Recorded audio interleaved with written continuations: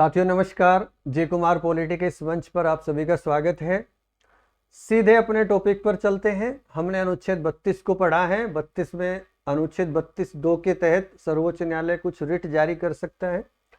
हालांकि उच्च न्यायालय को भी ये शक्ति प्राप्त है अनुच्छेद 226(1) के तहत। तो इन दोनों के तहत जो ये रिट जारी करने का अधिकार है, इन रिट को तसल्ली से और ध्यानपूर्वक समझेंगे। इसमें टाइम लगेगा, इसलिए ये कॉन्सेप्ट भी क्लियर होगा अच्छे से। चलो चलते हैं। टॉपिक है हमारा बंदी प्रत्यक्षीकरण। जो पहली रिट है वो है हैबियस कॉर्पस। ये जो लिखा हुआ है ये मैंने सिर्फ इसलिए कि मुझे बाद में पढ़ाते समय ना लिखना पड़े, तो ये कोई लाइन इससे कुछ समझ में भी नहीं आ रहा होगा आपको। साथियों, बंदी प्रत्यक्षीकरण या हैबियस कॉर्पस का अगर शाब्दिक अर्थ देखें तो इसका मतलब होता है सशरीर उपस्थित होना। इस शब्द का अर्थ क्या है? शाब्दिक अर्थ सशरीर, शरीर के साथ उपस्थित होना। कहां उपस्थित होना वो आगे बताएंगे। उपस्थित होना, न्यायालय के सामने उपस्थित होना है। बंदी प्रत्यक्षीकरण में का मतलब यह है कि यदि किसी अधिकारी या किसी व्यक्ति के द्वारा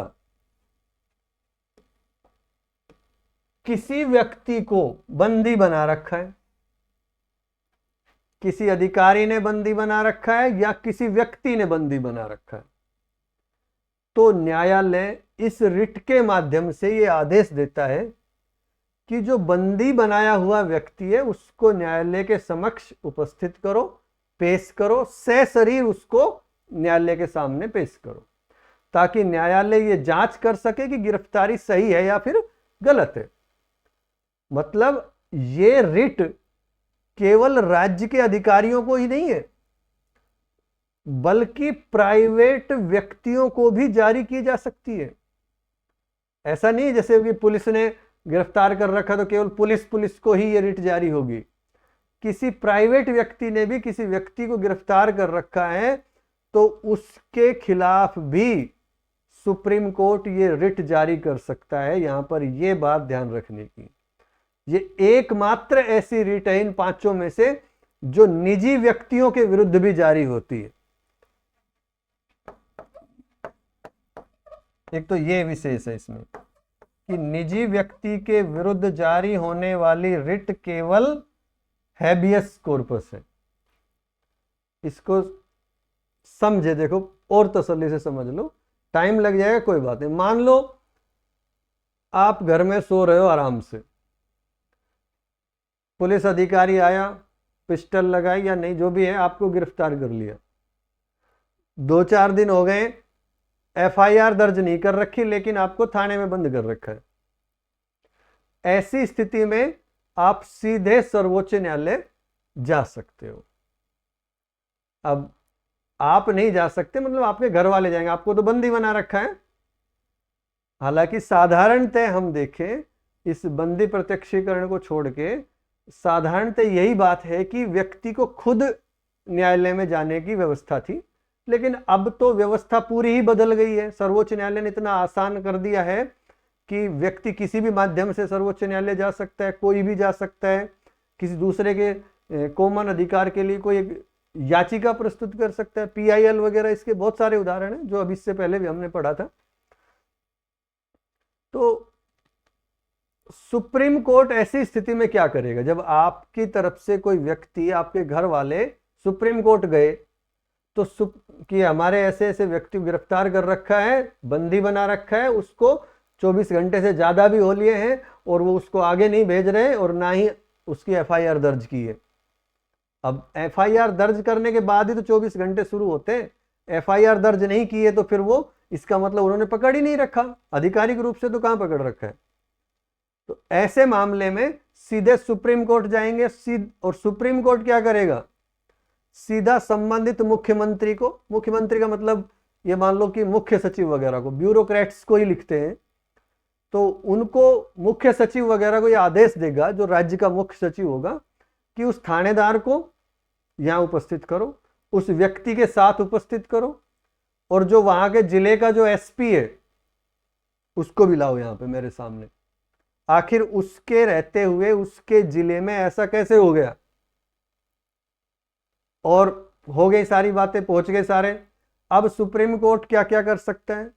अगर थानेदार ने गलत तरीके से उसको अरेस्ट कर रखा है, जो कि कर ही रखा था, हम जिसका उदाहरण देख रहे हैं उसमें, तो सीधा सीधा सुप्रीम कोर्ट ये कह सकता है कि थानेदार को जेल भेज दो, एसपी के खिलाफ जांच बैठा दो, अगर इनकी भी इसमें गलती है, मिली भगत है, तो इनके खिलाफ भी कार्रवाई करो। ये सीधा आदेश दे सकता है।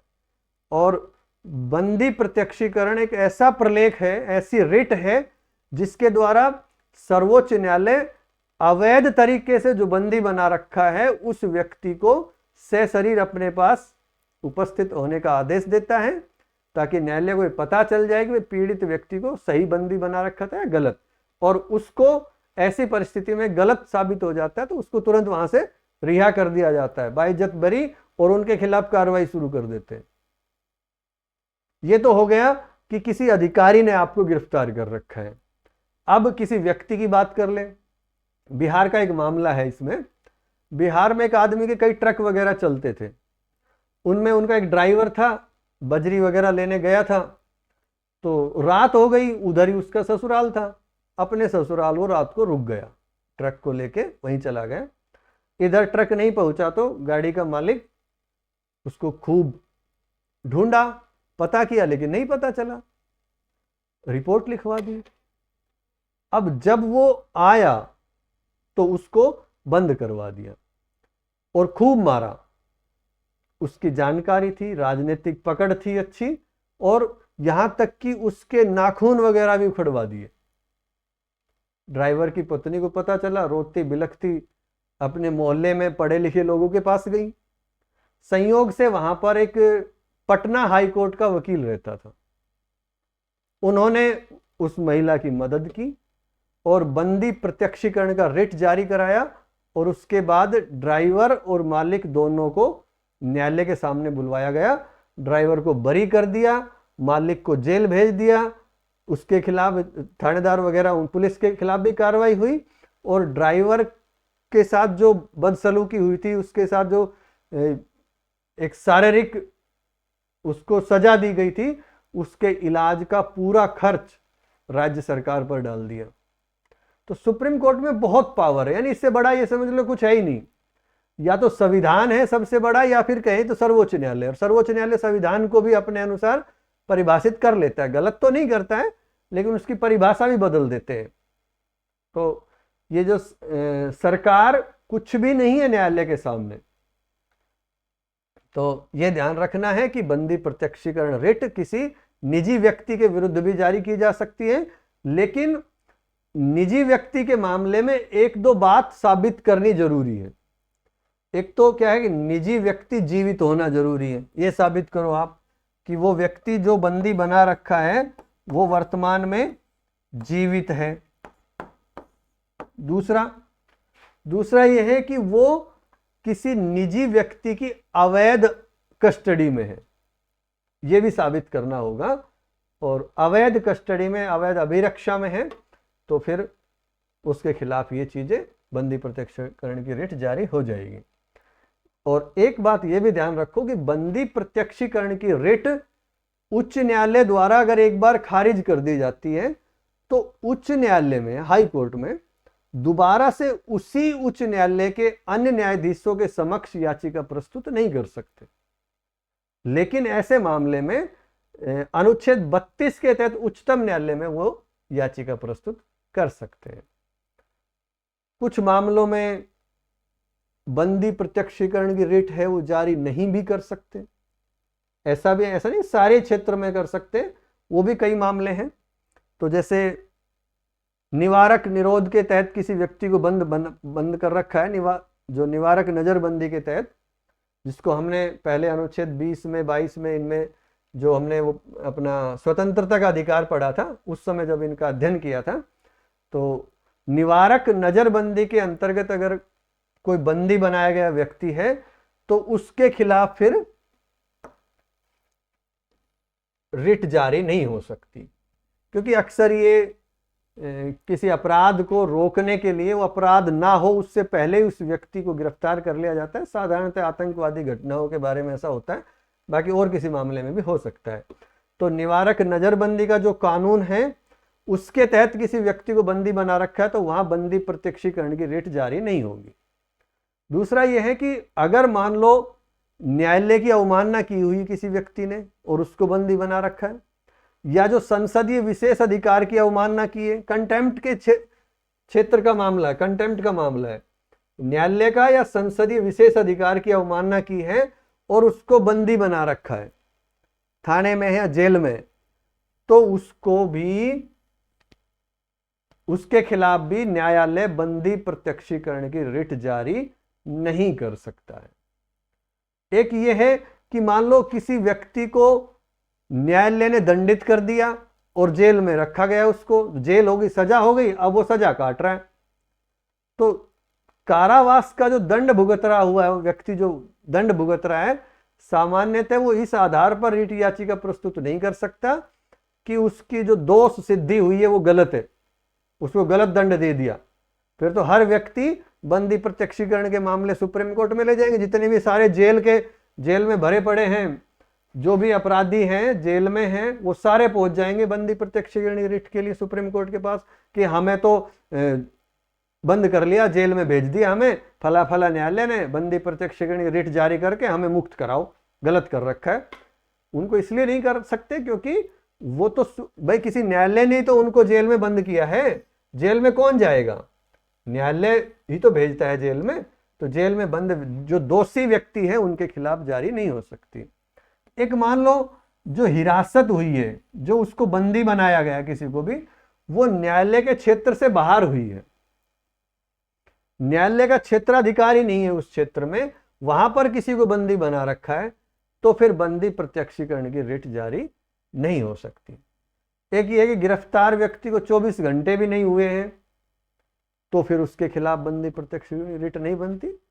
एक दो मामले ऐसे हो सकते हैं विशेष, जो न्यायालय अपने आप ही ऐसी चीज क्रिएट करे कि वो 24 घंटे से पहले भी ये रिट जारी कर दे, लेकिन अभी आप इतना ही पढ़ो क्योंकि हम संविधान पढ़ रहे हैं, कानून नहीं पढ़ रहे हैं, हम लॉ नहीं कर रहे हैं, हम तो कंपटीशन की तैयारी कर रहे हैं, तो आप इसकी गहराई में मत जाओ और इसमें आपको फिर कंफ्यूजन ही होगा। तो ये मान के चलो कि गिरफ्तार व्यक्ति को 24 घंटे अगर नहीं हुए हैं तो बंदी प्रत्यक्षीकरण की रिट जारी नहीं होगी। एक मामला यह है कि यदि मान लो व्यक्ति को जिसने हिरासत में रखा है, जो पदाधिकारी है, वो अधिकृत है, जैसे मान लो मजिस्ट्रेट के आदेश पर किसी को गिरफ्तार कर लिया, तो फिर वहां गिरफ्तारी, वहां बंदी प्रत्यक्षीकरण काम नहीं करेगा। भाई ये तो सीधी सी बात, अधिकृत है ना, इनको तो अधिकार है। अगर कोई ऐसा पदाधिकारी है जिसको किसी व्यक्ति को गिरफ्तार करने का अधिकार है, उसके आदेश से गिरफ्तार किया गया है, तो फिर उसको, उसके खिलाफ बंदी प्रत्यक्षीकरण की रिट जारी नहीं होगी, हैबियस कॉर्पस वहां काम नहीं आएगा। एक मामला ये विदेशी न्यायालयों से संबंधित है कि मान लो किसी विदेशी न्यायालय ने एक ऐसा कोई आदेश पारित कर दिया और उस आदेश की पालना मात्र के लिए बंदी प्रत्यक्षीकरण का रिट का उपयोग नहीं किया जा सकता। विदेशी न्यायालय है, उसने ऐसा कोई आदेश दिया है कि भाई इसको छोड़ दो, तो केवल उस आदेश को लागू करने मात्र के लिए बंदी प्रत्यक्षीकरण रिट जारी नहीं की जा सकती। वो अपने हिसाब से, न्यायालय के मामले अलग अलग नियम है, उसमें उसका प्रावधान आएगा। तो साथियों, ये हमारी आज की बंदी प्रत्यक्षीकरण की रिट है, बंदी प्रत्यक्षीकरण का प्रलेख है। इसको अब लिखना शुरू करो, उसके बाद ही अगला टॉपिक इसी वीडियो में पढ़ाएंगे। तो हेडिंग डालो, उच्चतम न्यायालय, ब्रैकेट में लिख लो अनुच्छेद 32(2), और उच्च न्यायालय, ब्रैकेट में लिख लो अनुच्छेद 226(1). उच्चतम न्यायालय के ब्रैकेट में 32(2) और उच्च न्यायालय के ब्रैकेट में 226(1) द्वारा जारी किए जाने वाले प्रलेख या रिट, जो भी आप लिखना चाहो।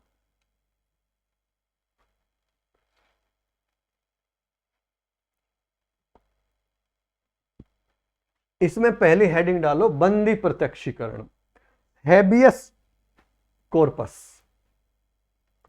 बंदी प्रत्यक्षीकरण। इंग्लिश वर्जन भी लिख लो हैबियस कॉर्पस। इसमें डैश लगा के लिख लो कि इसका शाब्दिक अर्थ है सशरीर उपस्थित होना। और नेक्स्ट लाइन में लिखो, यदि किसी अधिकारी या किसी व्यक्ति के द्वारा किसी व्यक्ति को बंदी बना रखा है या बना रखा हो तो न्यायालय इस रिट के माध्यम से, यानी हैबियस कॉर्पस के माध्यम से आदेश देता है कि बंदी बनाए हुए व्यक्ति को न्यायालय के समक्ष उपस्थित किया जाए, ताकि न्यायालय ये जांच कर सके कि गिरफ्तारी सही है या गलत। नेक्स्ट लाइन में लिखो, अर्थात यह रिट केवल राज्य के अधिकारियों को ही नहीं बल्कि प्राइवेट व्यक्तियों को भी जारी की जा सकती है, और यह एकमात्र ऐसी रिट है जो निजी व्यक्तियों के विरुद्ध भी जारी की जा सकती है। नेक्स्ट, यहां इसी लाइन में लिख लो, सॉरी इस लाइन में लिखो, हाँ, लेकिन इसके लिए निजी व्यक्ति के वाले के लिए लिखो, इसमें लिखवा है ना कि निजी व्यक्ति के विरुद्ध भी जारी की जा सकती है, लेकिन इसके लिए निम्नलिखित दो बातें साबित करना आवश्यक है। नंबर 1, निजी व्यक्ति जीवित हो। नंबर 2, वह किसी निजी व्यक्ति की अवैध अभिरक्षा में हो, कस्टडी में हो। हिंदी में ये शब्द लिख लो, इंग्लिश में लिखना चाहो तो कस्टडी लिख लो, निजी व्यक्ति की अभिरक्षा में हो। नेक्स्ट लाइन में लिखो, बंदी प्रत्यक्षीकरण की रिट उच्च न्यायालय द्वारा एक बार खारिज किए जाने के बाद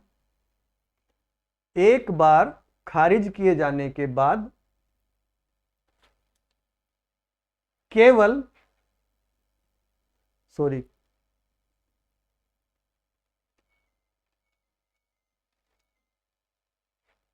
एक बार खारिज किए जाने के बाद पुनः उसी उच्च न्यायालय के अन्य न्यायाधीशों के समक्ष याचिका प्रस्तुत नहीं की जा सकती। लेकिन ऐसी याचिका अनुच्छेद 32 के अंतर्गत उच्चतम न्यायालय में प्रस्तुत की जा सकती है। नेक्स्ट, कुछ मामलों में बंदी प्रत्यक्षीकरण की रिट जारी नहीं की जा सकती। जैसे, मैं बोलूं वैसे ही लिखना, इसको ऐसे कैसे मत उतारना। जैसे नंबर 1, निवारक नजरबंदी के अंतर्गत बंदी बनाए गए व्यक्ति के लिए। नंबर 2, न्यायालय की अवमानना या संसदीय विशेष अधिकार की अवमानना करने वाले व्यक्ति के लिए। नंबर 3, अगर दोषी व्यक्ति को न्यायालय द्वारा दंडित करने के बाद जेल में रखा गया है। नंबर 4, हिरासत या गिरफ्तारी लिख लो, गिरफ्तारी या हिरासत न्यायालय के न्याय क्षेत्र से बाहर हुई हो। नेक्स्ट, गिरफ्तार व्यक्ति को 24 घंटे नहीं हुए हो। नेक्स्ट, कौन सा छठा है, 7वां, जो भी नेक्स्ट है वो लिख लो। यदि उस व्यक्ति को हिरासत में रखने वाला पदाधिकारी उसे हिरासत में रखने के लिए अधिकृत हो।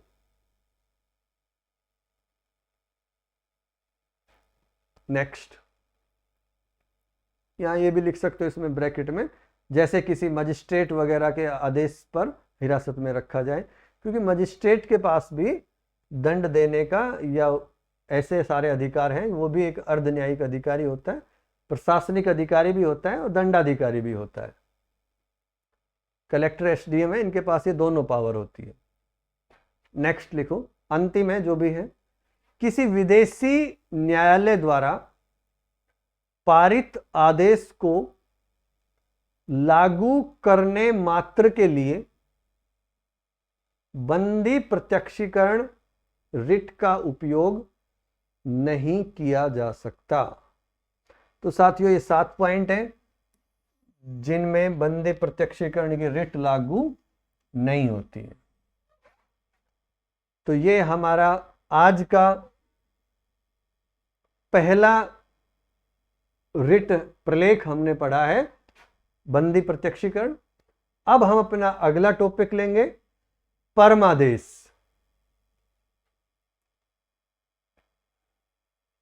मैंडेमस।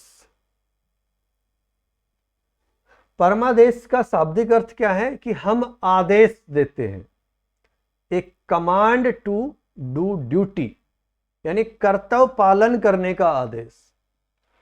इसका शाब्दिक अर्थ क्या है? हम आदेश देते हैं, या फिर ये कह सकते हैं कर्तव्य पालन करने का आदेश देना, वही परमादेश है, मैंडेमस है। साथियों, जिस देश में विधि का शासन है उसमें प्रत्येक व्यक्ति, सरकार या निगम आदि का ये कर्तव्य होता है कि वे अपने विधिक कर्तव्यों का पालन करें। यदि ऐसे कर्तव्यों का पालन नहीं किया जाता है तो फिर किसी न किसी व्यक्ति के मूल अधिकार का अतिक्रमण जरूर होगा। और ऐसी परिस्थिति को रोकने के लिए ही संविधान में परमादेश रिट को स्थान दिया है। जब भी कोई व्यक्ति लोक प्राधिकारी, सरकार या निगम या और भी कोई ऐसा हो सकता है, वो अपने विधिक कर्तव्यों का पालन करने में लापरवाही करता है, जो उसकी ड्यूटी बनती है वो नहीं करता है, तब न्यायालय द्वारा उनको ये आदेश दिया जाता है कि अपने विधिक कर्तव्यों का पालन करें। अर्थात कोई जो कार्य विशेष है, जो आप फालतू का काम कर रहे हो उसको मत करो, अपना कर्तव्य का पालन करो। इस प्रकार ये आदेश सकारात्मक नकारात्मक दोनों रूप में भी हो सकता है। हालांकि हम इसको ऐसा नहीं लिखवाएंगे क्योंकि इसका उद्देश्य विधिपूर्ण कार्य किया जाए और अवैध कार्य ना किया जाए। तो अवैध कार्य ना करें तो ये नकारात्मक हो गया, विधिपूर्ण कार्य करें तो ये सकारात्मक हो गया। हालांकि हम यहां ये चीज नहीं लिखवाएंगे क्योंकि ये फिर और गहराई की बात है, नहीं तो आपके पास फिर एक कंफ्यूजन की एक वजह हो जाएगी। तो यानी परमादेश को साथियों सरल भाषा में सीधी सी बात यह है कि यह न्यायालय के द्वारा जारी एक ऐसा प्रलेख है, एक ऐसी रिट है जो किसी लोक पदाधिकारी को यानी सार्वजनिक पदाधिकारी को उसके कर्तव्य पालन हेतु एक आदेश होता है। आदेश देते कि आप अपने कर्तव्य का पालन करो, नहीं कर रहे हो तो भाई क्यों नहीं कर रहे, अपना काम करो। ये लेख उस समय जारी होता है जब कोई भी पदाधिकारी है, कोई अधीनस्थ न्यायालय है, कोई निगम है, कोई सार्वजनिक प्राधिकरण है, कोई बोर्ड है, एजेंसी है, ये अपने सार्वजनिक कर्तव्य का निर्वहन नहीं करते, जिसमें किसी व्यक्ति का मूल अधिकार प्रभावित हो रहा है। उनका जो कर्तव्य है उनको पूरा नहीं कर रहे हैं, वो अपने कर्तव्य का पालन नहीं कर रहे हैं। ये अधिकारी जो लोग हैं, ये ऐसा करने से किसी व्यक्ति का मूल अधिकार प्रभावित हो रहा है। साथियों देखो, कर्तव्य या जो भी कर्मचारी है उनका ड्यूटी का मतलब केवल ये नहीं कि ड्यूटी करना, 6 घंटे की, 8 घंटे की, 10 घंटे की ड्यूटी, तो वो वहां उपस्थित रहना ही ड्यूटी नहीं है। उसे ड्यूटी फुलनेस माना जाता है। कर्तव्य परायणता माना जाता है, उसको केवल उपस्थित होना नहीं माना जाता, उस ड्यूटी को अच्छे से निभाना है। इसका एक बहुत बड़ा एग्जाम्पल है यूपी के गाजीपुर जिले का। वहां पर एक कलेक्टर थे मकबूल भट्ट, और उस समय गाजीपुर में बाढ़ आई हुई थी। हालांकि मकबूल भट्ट बहुत तेज तर्रार आईएएस ऑफिसर थे, बहुत प्रसिद्ध थे उस मामले अपने यूपी में। उस समय क्या था कि जो ये गंगा नदी है, उसकी कुछ सहायक नदियां जो है, उनमें ज्यादा पानी आ गया और गाजीपुर के कुछ गांव डूबने की आशंका बन गई कि ये फला फला फला 10-20 गांव है, डूब जाएंगे, डूबने वाले हैं। अब बांध को रोकना था तो एक टेम्परेरी बांध वहां पर बनाना था, जिसके लिए ईंट पत्थर सीमेंट मिट्टी वगैरह ये सब डालना था। डालने के लिए सीधा रास्ता नहीं था, बीच में रेल की पटरी आई थी, रेलवे ट्रैक आ गया था, और अगर रेलवे ट्रैक को उखाड़ दें तो सीधा रास्ता बन सकता था, नहीं तो बहुत घूम के आना पड़ता, जितना टाइम नहीं था। मकबूल भट्ट ने रेलवे ट्रैक उखड़वा दिया, और जैसे ही रेलवे ट्रैक उखड़वाया तो सीधा, ये तो सेंट्रल गवर्नमेंट की बात है, हड़कंप मच गया। रेल मंत्रालय में बहुत तेज हलचल शुरू हो गई कि क्या करवा दिया। एक डीएम ने, यूपी बिहार में अक्सर कलेक्टर को डीएम बोलते हैं, हमारे यहां पर कलेक्टर शब्द फेमस है, एक डीएम ने रेलवे ट्रैक उखड़वा दिया। मतलब हम देखें तो अनुच्छेद जो 257 का तीसरा खंड है, उसमें केंद्र सरकार को यह शक्ति है कि वो रेलवे की संपत्ति की सुरक्षा के लिए राज्य को निर्देश दे सकती है, और यही कारण होता है कि जीआरपी पुलिस स्टेट पुलिस होती है। और इसलिए हम देखते हैं जो 268 269 का जो ये टैक्स वसूले जाते हैं, उन अनुच्छेद 268 69 में, उनमें कई तरह के टैक्स का वर्णन है, जिसमें से जो रेलवे माल भाड़ा किराए पर जो टैक्स लगता है वो 100% इसीलिए राज्यों को दिया जाता है। केंद्र के द्वारा वो टैक्स लगाया जाता है, लेकिन 100% राज्यों को दे दिया जाता है कि भाई वो अपनी वहां की पुलिस व्यवस्था पे खर्च करके हमारी जो केंद्र की रेलवे की संपत्ति उसकी रक्षा करे। अब रेल मंत्री ने सीधा गृह मंत्री से कहा कि आप कोई एडवाइजरी जारी करो, और ये तो सीधा सीधा 356 का मामला बन रहा है, अनुच्छेद 356, राष्ट्रपति शासन लग जाएगा। प्रधानमंत्री तक बात पहुंच गई।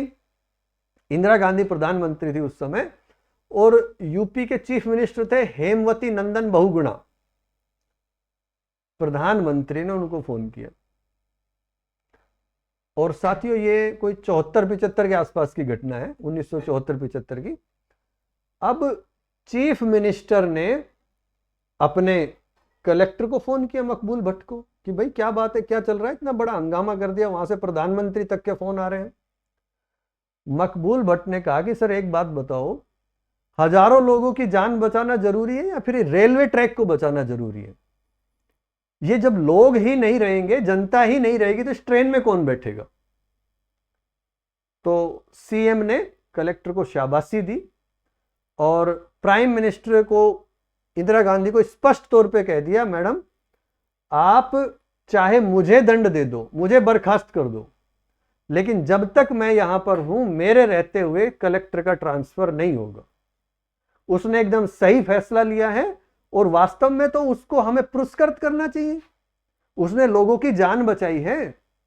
तो इस तरह से इस मामले में रेलवे के बड़े अधिकारी, जीएम वगैरह होते हैं, उनकी भी नहीं चली, बल्कि वहां के कलेक्टर की चली, डीएम की चली। वो अपनी ड्यूटी कर रहा था, वो कर्तव्य परायणता निभा रहा था।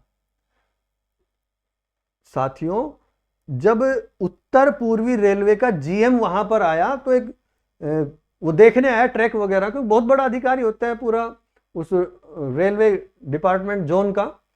तो ये सब बात वो करने लगे डीएम से, मकबूल भट्ट से, कि भाई ये रेलवे की संपत्ति, मतलब अपनी एक तरह से वो दिखा रहे थे, अपने अधिकारी का रुतबा दिखा रहे थे। आपने कैसे कर दिया, सब कैसे उखड़वा दिया, आपका क्या अधिकार बनता है इस पर? तो मकबूल भट्ट ने कहा कि श्रीमान जी, जीएम साहब, आप केवल इस ट्रैक के मालिक हो यहां पर, और जो मैं हूं इस गाजीपुर जिले के जमीन से लेके आसमान तक का डीएम हूं। अतः आप सीधे तौर पर वापस लौट जाओ, नहीं तो फिर ठीक नहीं रहेगा, और पुलिस भी मेरे अंडर ही आती है, तो देख लो मामला बिगड़ जाएगा। और साथियों बाद में मकबूल भट्ट को पुरस्कृत भी किया गया था और उसको बहुत बड़े बड़े उच्च पद भी दिए गए थे। तो ये कर्तव्य परायणता है। एक कार्मिक की, एक अधिकारी की ये ड्यूटी बनती है कि वो अपनी ड्यूटी को बहुत अच्छे तरीके से निभाए, और अगर नहीं निभाता है तो फिर परमादेश जारी किया जाएगा। परमादेश मैंडेमस केवल सरकारी अथॉरिटी के खिलाफ जारी होता है, तो ध्यान रखना है। निजी वाला तो केवल हमने पढ़ लिया था, केवल बंदी प्रत्यक्षीकरण का मामले में होता है, बाकी होता ही नहीं किसी में भी। तो परमादेश केवल सरकारी अथॉरिटी के खिलाफ होता है, और उसमें यह भी आवश्यक है कि संबंधित अधिकारी जो है उसको निर्णय लेने का भी अधिकार होना चाहिए। अधीनस्थ जो कर्मचारी हैं उनके विरुद्ध रिट जारी नहीं हो सकती, यानी निर्णय का अधिकार भी उसको होना चाहिए। यानी अधीनस्थ जो कार्मिक होते हैं उनके खिलाफ परमादेश जारी नहीं हो सकता। केवल जिसको निर्णय लेने का अधिकार है उसके खिलाफ ही जारी हो सकता है परमादेश। मतलब जैसे कोई बाबू है, स्टेनोग्राफर है, या कोई और कार्मिक है, अधीनस्थ कार्मिक है, जिसको डिसीजन लेने का अधिकार नहीं है, वो केवल अपने ऊपर जो उच्च पद पर अधिकारी है उसके आदेश की पालना मात्र करते हैं, वो उनको निर्णय लेने का अधिकार नहीं है, तो ऐसे कर्मचारियों के विरुद्ध कभी भी परमादेश जारी नहीं किया जा सकता। और ये एक प्रशासनिक, न्यायिक और अर्ध न्यायिक कर्तव्य पालन के लिए जारी किया जा सकता है। तो जैसे जिला कलेक्टर है, जिला मजिस्ट्रेट भी होता है। जिला कलेक्टर के रूप में उसके पास प्रशासनिक शक्तियां होती हैं, मजिस्ट्रेट के रूप में वो दंडाधिकारी होता है, अर्ध न्यायिक शक्तियां भी होती है उसके पास। तो ये इस मामले में जारी किया जा सकता है, प्रशासनिक और न्यायिक या अर्ध न्यायिक कर्तव्य पालन करने वाले अधिकारी के विरुद्ध ये जारी हो सकता है। अब ये आता है कि परमादेश रिट जारी करने के लिए भी कुछ शर्तों का होना बहुत जरूरी है। जैसे प्रार्थी को सिद्ध करना होगा कि उसका कोई मूल अधिकार प्रभावित हुआ है। उच्च न्यायालय के मामले में तो ये नहीं है।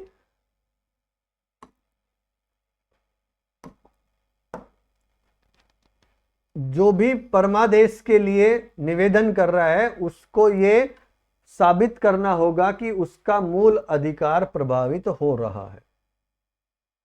दूसरा यह है कि प्रार्थी को यह भी सिद्ध करना होगा कि उसने अपने अधिकार के लिए उस अधिकारी से कोई आवेदन या निवेदन किया था, तो उसके कोई रिसिप्ट वगैरह या कोई सबूत होना चाहिए कि किसी अधिकारी से निवेदन। ऐसे नहीं कि आप सीधे जाके कहो आपने किसी अधिकारी से बात भी नहीं की, ऐसे किसी को फंसाने के चक्कर में सुप्रीम कोर्ट चले गए और वो वहां परमादेश जारी करता है और उन पर कार्रवाई हो जाती है। तो आपको साबित करना होगा कि आपने इसके लिए आवेदन या निवेदन किया हुआ है। एक और ये भी उसको साबित करना होगा कि जिस व्यक्ति के विरुद्ध परमादेश रिट जारी करने का निवेदन कर रहा है वो कार्य करना उसका सार्वजनिक कर्तव्य है। हम जिसके लिए, जिस अधिकारी के खिलाफ हम ये रिट जारी करवाना चाह रहे हैं और जिस काम के लिए कि भाई ये वो काम नहीं कर रहा, वो काम कैसा होना चाहिए, वो सरकारी कर्तव्य होना चाहिए, सार्वजनिक कर्तव्य उसका होना चाहिए। वो उसका सार्वजनिक कर्तव्य नहीं है तो भी हम रिट जारी करवा नहीं सकते, परमादेश के लिए आवेदन नहीं कर सकते। एक ये है कि अगर कोई अन्य वैकल्पिक उपचार उपलब्ध है तो फिर रिट जारी नहीं कर सकते। यानी परमादेश रिट तभी जारी की जा सकती है जब कोई अन्य वैकल्पिक उपचार उपलब्ध नहीं है। भाई मान लो आपने किसी अधिकारी के पास गए, आप वहां आपकी नहीं सुनी गई, तो उससे जो और ऊपर अधिकारी बैठे हैं आप उनके पास जा सकते हो सीधा। तो पहले उनके पास जाओ, जो सारे आपके पास ये खत्म हो गए, किसी ने भी आपकी नहीं सुनी, तो आप परमादेश के लिए उच्चतम न्यायालय जा सकते हो या उच्च न्यायालय भी जा सकते हो। एक ये जरूरी कि अन्य वैकल्पिक वो उपचार उपलब्ध नहीं होना चाहिए। दूसरा यह है कि जो आवेदन करने वाला है वो कानूनी रूप से तय करेगा कि जिस पदाधिकारी से वो कार्य कराना चाहता है वो एक सक्षम अधिकारी है, वही है जो निर्णय लेने वाली बात आ गई। या सक्षम प्राधिकारी की थोड़ी सी परिभाषा यहां पर अलग इस तरह से समझ सकते हैं कि मान लो आपको जाति प्रमाण पत्र बनवाना है, आपके राज्य में तहसीलदार को इसके लिए अधिकृत कर रखा है, बस केवल तहसीलदार को कर रखा है, ये मान लो आप, और उसके नीचे के किसी अधिकारी को यह अधिकृत नहीं कर रखा। तहसीलदार साहब छुट्टी पे चले गए, आप ऑफिस गए, वहां पर नायब तहसीलदार साहब मिल गए, उन्होंने आपसे कहा कि लाओ जमा करवा दो, साहब आएंगे तो दस्तखत करा के आपको दे देंगे। तहसीलदार साहब और 2-4 दिन लेट हो गए, 10-5 दिन और लेट हो गए, घर में कोई समस्या हो गई, आप परेशान हो गए, सीधे चले गए मैंडेमस के लिए न्यायालय में, सुप्रीम कोर्ट पहुंच गए, और आपने कहा कि नायब तहसीलदार को मैंने इतने दिन हो गए, उसने अब तक उस पर साइन मेरे जाति प्रमाण पत्र नहीं बनाए, तो आप नायब तहसीलदार के खिलाफ मैंडेमस जारी करो, परमादेश जारी करो। तो ऐसी स्थिति में वो सक्षम प्राधिकारी नहीं है, उसके खिलाफ मैंडेमस जारी नहीं होगा, किसी भी तरह से नहीं होगा। और वो व्यक्ति तो छुट्टी पे, जो साइन करने का अधिकारी है, सक्षम प्राधिकारी है, तो सक्षम प्राधिकारी भी होना जरूरी है। अगर ऐसा नहीं है तो आप किसी के भी खिलाफ मैंडेमस जारी नहीं करवा सकते। तो ये तो कुछ इसकी शर्तें हैं। दूसरा यह है कि कुछ मामलों में परमादेश रिट जारी की ही नहीं जा सकती, जैसे प्राइवेट व्यक्ति है या कोई प्राइवेट कंपनी है, उनके खिलाफ आप रिट जारी नहीं कर सकते। प्राइवेट व्यक्ति या प्राइवेट कंपनी, इनके खिलाफ परमादेश की रिट जारी नहीं हो सकती, परमादेश का प्रलेख इनके खिलाफ, इनके विरुद्ध जारी नहीं किया जा सकता।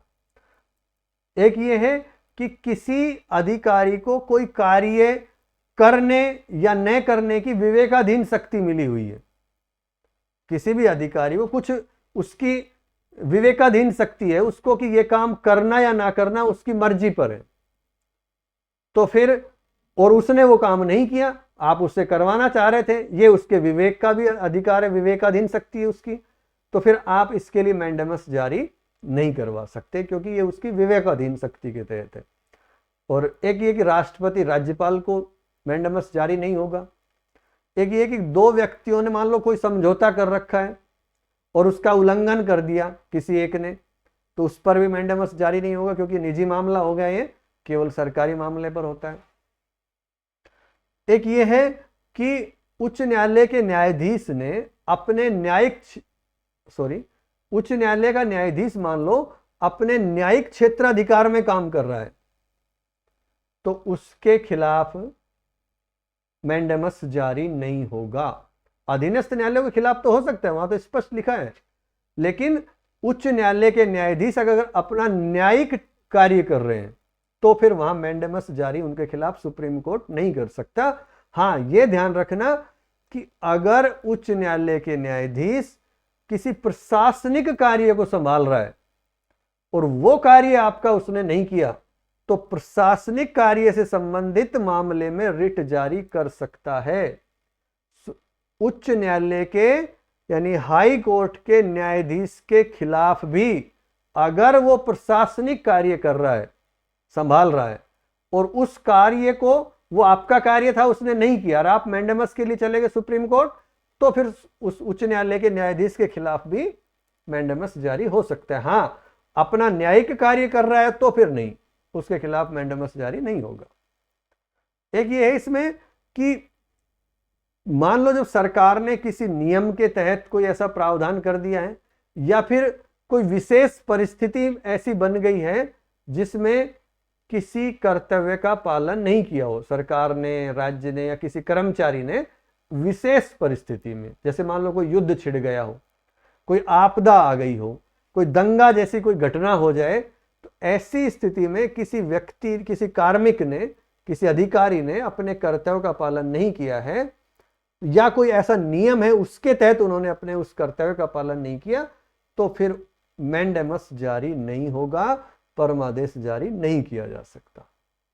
और अंतिम पॉइंट यह है कि जो विधि निर्माण की जो शक्ति है इनको, विधायिका को जो मिली हुई है, या फिर विधि में संशोधन करने की शक्ति है, या फिर विधि को लागू करने के लिए मैंडेमस जारी नहीं कर सकता।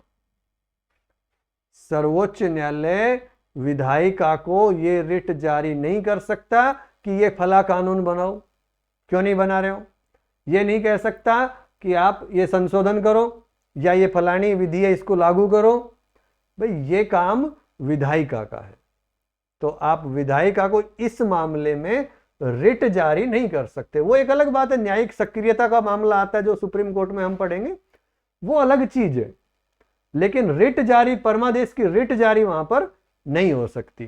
तो साथियों ये परमादेश था, इसको लिखना शुरू करो, फिर तीसरा पॉइंट शुरू करेंगे अपन प्रतिषेध का। हेडिंग डालो परमादेश, मैंडेमस।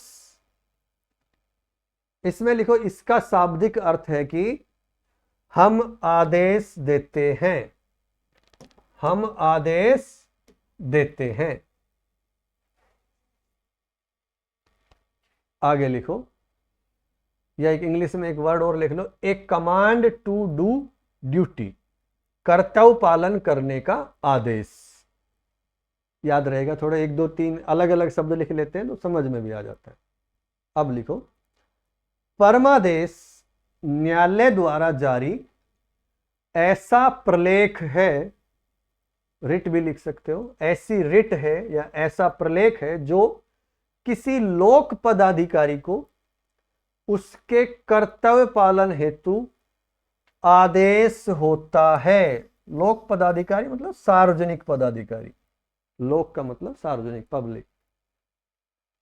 नेक्स्ट, यह लेख उस समय जारी किया जाता है जब कोई पदाधिकारी, अधीनस्थ न्यायालय, निगम, सार्वजनिक प्राधिकरण, बोर्ड या एजेंसी आदि अपने सार्वजनिक कर्तव्य का निर्वहन नहीं करता है, जिससे किसी व्यक्ति का मूल अधिकार प्रभावित हो रहा हो, जिससे किसी व्यक्ति का मूल अधिकार प्रभावित हो रहा हो। नेक्स्ट, परमादेश केवल सरकारी अथॉरिटी के खिलाफ जारी होता है और उसमें भी यह आवश्यक है कि संबंधित अधिकारी को निर्णय लेने का अधिकार हो, अर्थात अधीनस्थ कर्मचारियों के विरुद्ध रिट जारी नहीं की जा सकती। नेक्स्ट, परमादेश प्रशासनिक, न्यायिक तथा अर्ध न्यायिक कर्तव्य पालन के लिए जारी किया जा सकता है। नेक्स्ट, परमादेश रिट जारी करने के लिए कुछ शर्तों का पूरा होना जरूरी है। जैसे, कुछ शर्तों का पूरा होना जरूरी है, जैसे नंबर 1 डाल के लिख लो, प्रार्थी को सिद्ध करना होगा कि उसका कोई मूल अधिकार प्रभावित हो रहा है। नंबर 2, प्रार्थी को यह भी सिद्ध करना होगा कि उसने अपने अधिकार के लिए उस अधिकारी से निवेदन या आवेदन किया था। नेक्स्ट, उसे यह भी सिद्ध करना होगा कि जिस कार्य के लिए जिस व्यक्ति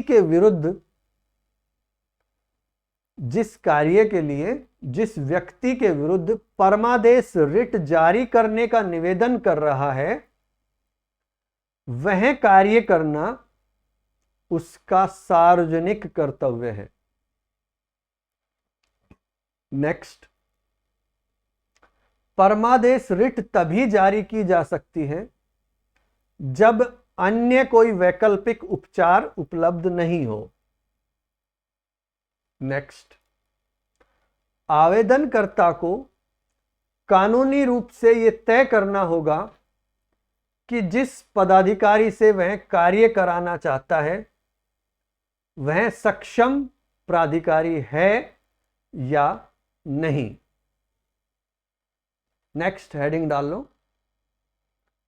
कुछ मामलों में परमादेश रिट जारी नहीं की जा सकती। जैसे नंबर 1, किसी प्राइवेट व्यक्ति या प्राइवेट कंपनी के खिलाफ इस रिट का प्रयोग नहीं किया जा सकता।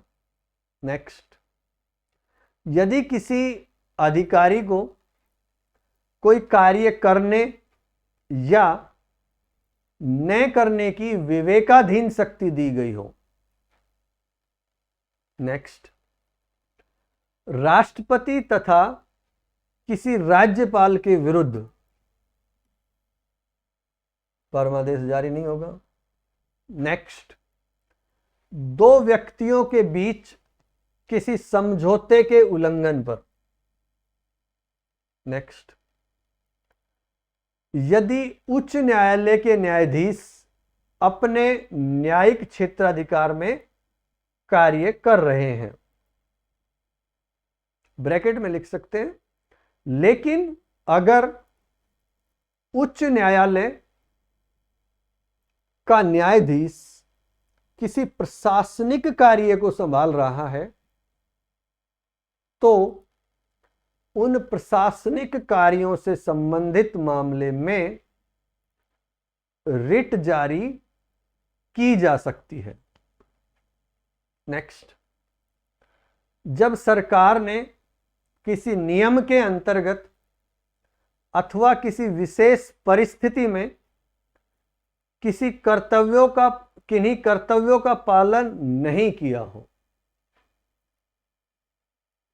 नेक्स्ट, विधि निर्माण या संशोधन के लिए या किसी विधि विशेष को लागू करने के लिए विधायिका को परमादेश रिट जारी नहीं की जा सकती।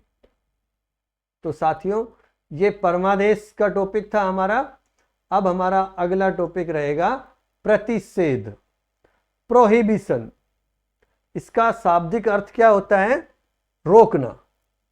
प्रोहिबिशन का मतलब रोकना। ये आमतौर पर स्थगन आदेश के रूप में लोकप्रिय है, स्टे ऑर्डर के रूप में ये लोकप्रिय है।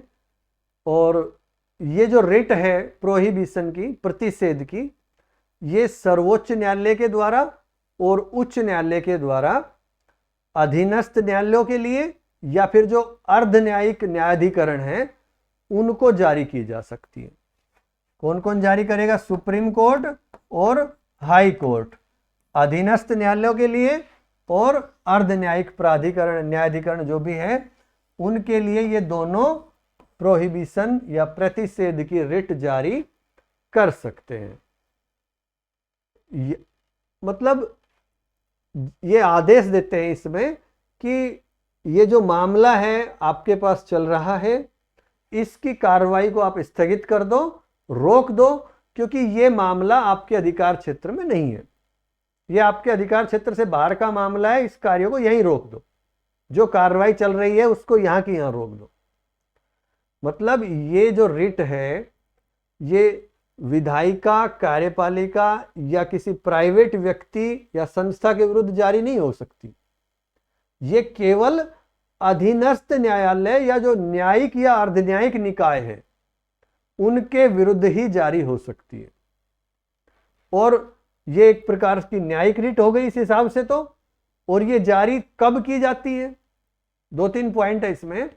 तो ये जारी का मतलब, एक तो जैसे 3 शब्द का प्रयोग किया गया यहां पर, ओवरफिजेंस या मालफिजेंस या मिसफिजेंस। ओवरफिजेंस का मतलब अतिक्रमण, जब कोई न्यायालय अपनी अधिकारिता से बाहर जाकर कार्य कर रहा है तो ये प्रतिषेध की रिट जारी हो जाएगी। यदि न्यायिक अधिकारी पक्षपातपूर्ण आचरण करता है, मालफिजेंस, तो ये यानी दुर्भावना या दुराचार के आधार पर प्रतिषेध की रिट जारी हो जाएगी। एक है मिसफिजेंस, गलत व्याख्या करना या गलत तथ्यों के आधार पर निर्णय ले लिया है। मान लो, निर्णय लेने की, मतलब उस मामले में गलत तथ्यों को अपनाया जा रहा है, तो फिर वहां पर यह रिट जारी हो जाएगी प्रतिषेध की। सुप्रीम कोर्ट या हाई कोर्ट उसको रोक देंगे कि यही रोक दो, स्टे ऑर्डर। और एक मामला है कि प्राकृतिक अधिकार के जो प्राकृतिक न्याय के सिद्धांत है उनकी अवहेलना की जा रही हो। तो साथियों, अब बात आती है कि प्राकृतिक न्याय क्या है। देखो, इसके 2-3 पॉइंटों पर इसका हमें अध्ययन करना होगा। एक तो पहला पॉइंट यह है कि न्याय निष्पक्ष होना चाहिए, अर्थात कोई भी व्यक्ति अपने ही मामले में न्यायाधीश का कार्य नहीं कर सकता। एक तो यह प्राकृतिक न्याय है। दूसरा पॉइंट यह है कि न्याय केवल किया जाना ही पर्याप्त नहीं है, बल्कि यह प्रतीत भी होना जरूरी है कि वास्तव में न्याय किया गया है। और तीसरा पॉइंट प्राकृतिक न्याय का यह है कि न्याय करते समय दोनों पक्षों को सुनवाई का समान अवसर प्रदान करना चाहिए।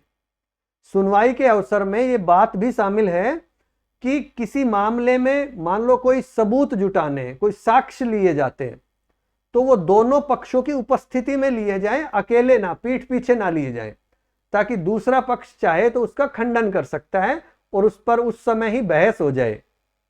तो ये प्राकृतिक न्याय के कुछ सिद्धांत हैं। अगर इनको फॉलो नहीं किया है तो भी फिर ये रिट जारी हो सकती है, प्रतिषेध की रिट जारी कर सकते हैं। तो ये प्राकृतिक न्याय हो गया।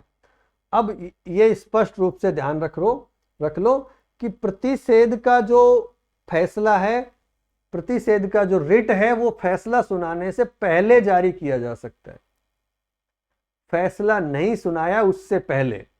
ये तो साधारण सी लाइन है इसकी। थोड़ी सी गहराई में जाके इसका अध्ययन करें तो इस लाइन का यह अर्थ होगा कि प्रतिषेध का जो लेख है, प्रलेख है, जो रिट है, वो मुकदमे के प्रारंभिक चरण पर ही उपलब्ध है, अंतिम चरण पर नहीं। यानी सुनवाई पूरी होने के बाद, निर्णय नहीं दिया बेशक, लेकिन सुनवाई पूरी हो गई है, तो फिर प्रतिषेध का प्रलेख जारी नहीं किया जा सकता। सामान्यतः आपको यही लिखा मिलेगा कि प्रतिषेध का मामला फैसला सुनाने से पहले, ये प्रतिषेध की रिट फैसला सुनाने से पहले जारी की जा सकती है। लेकिन इसको गहराई से पढ़ने पर इसका यही अर्थ निकलेगा कि ये प्रारंभिक चरण पर उपलब्ध है, अंतिम चरण पर नहीं। देखो, इसका एक छोटा सा एग्जाम्पल भी है। चारा घोटाला केस है, बहुत चर्चित मामला है।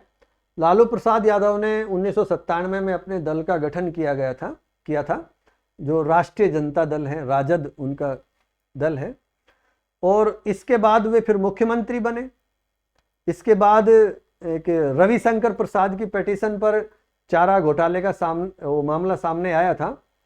इसके कुछ दिन बाद ही फिर जब ये कुछ स्पष्ट होता दिखाई दिया, इतना मामला तूल पकड़ता दिखा, तो लालू प्रसाद ने रिजाइन कर दिया और अपनी पत्नी राबड़ी देवी को मुख्यमंत्री बना दिया था।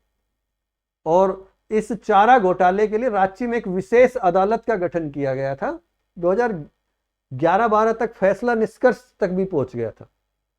और मतलब जितने भी गवाह वगैरह होते हैं उनके आधार पर यह मामला 2011-12 में निष्कर्ष तक पहुंच गया था कि अब बस फैसला सुनाना बाकी है, सारे काम हो गए, फैसले की घड़ी आ गई। लालू प्रसाद यादव को लगा कि अब किसी भी तरह से नहीं बचा सकता, इससे नहीं बच सकते, तो फिर वो सीधे सुप्रीम कोर्ट चले गए। वकील थे उनके कपिल सिब्बल। उन्होंने सुप्रीम कोर्ट में तर्क दिया कि जो उस मामले के जज हैं वो नीतीश सरकार के जो शिक्षा मंत्री हैं उसके रिश्तेदार हैं, इसलिए हमें इस मामले में न्याय मिलने की कोई उम्मीद नहीं है। ये उनका तर्क था। तो सुप्रीम कोर्ट के जज ने इस मामले में कहा कि श्रीमान लालू प्रसाद जी, जदयू की सरकार सालों से चल रही है, वो शिक्षा मंत्री भी कोई आज ही तो बना नहीं है, वो भी कई सालों से है। ये आपको अभी क्यों पता चला? जब फैसले की घड़ी आ गई है, ट्रायल कंप्लीट हो चुका है, मतलब सुनवाई पूरी हो चुकी है, अब आपको ऐसा लगता है कि अब सजा होगी, तो आप सीधे सुप्रीम कोर्ट आ गए। अगर आपको ऐसा लगता था कि वो जज पूर्वाग्रह का शिकार है, तो आपको पहले आना चाहिए था। अब कुछ नहीं हो सकता। अतः प्रतिषेध का जो ये प्रलेख है मुकदमे के प्रारंभिक चरण में ही उपलब्ध होता है, अंतिम चरण में नहीं।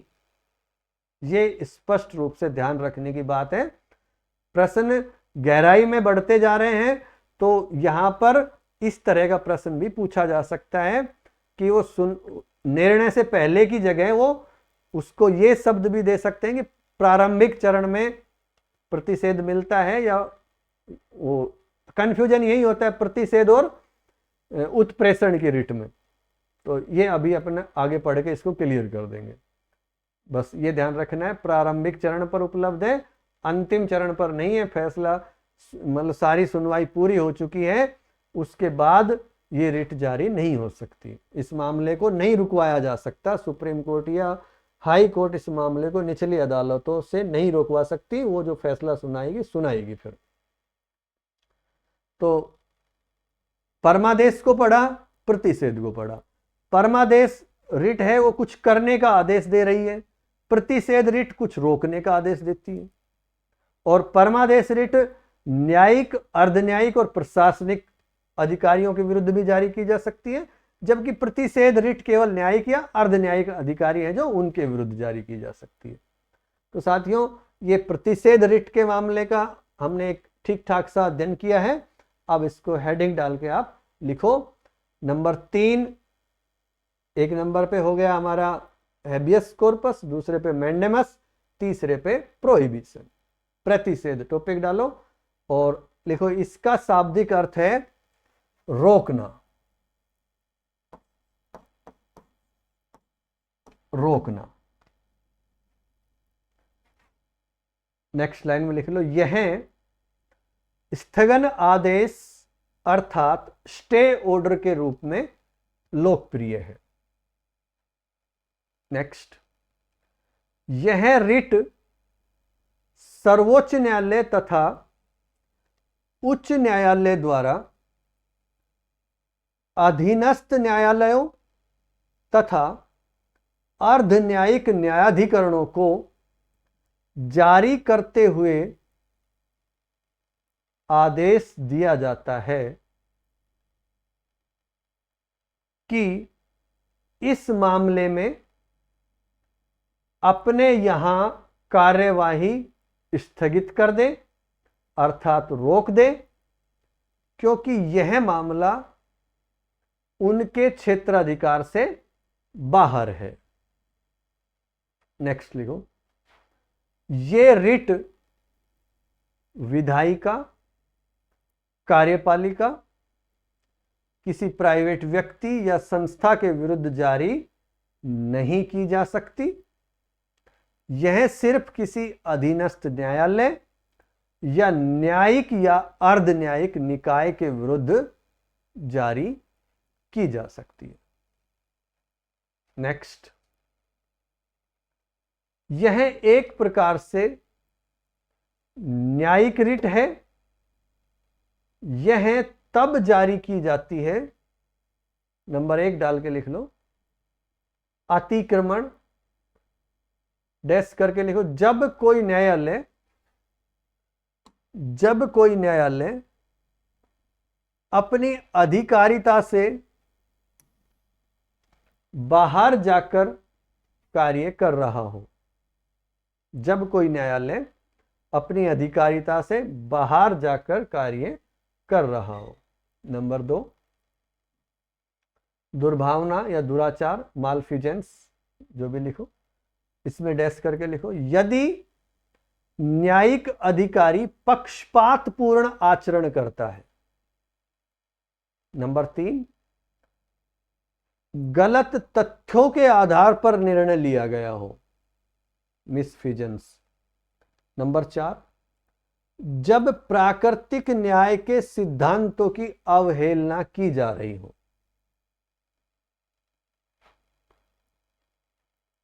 तो इन मामलों में जब ये बातें होती तो प्रतिषेध का रिट जारी किया जाता है। नेक्स्ट लिखो, प्रतिषेध का प्रलेख फैसला सुनाने से पहले जारी किया जा सकता है। आपको तो सामान्यतः यह बात याद रखनी है, लेकिन साथ में जो अब लाइन लिखवाऊंगा वो भी याद रखना। कठिन प्रश्न आएगा तो फिर इस लाइन से आएगा।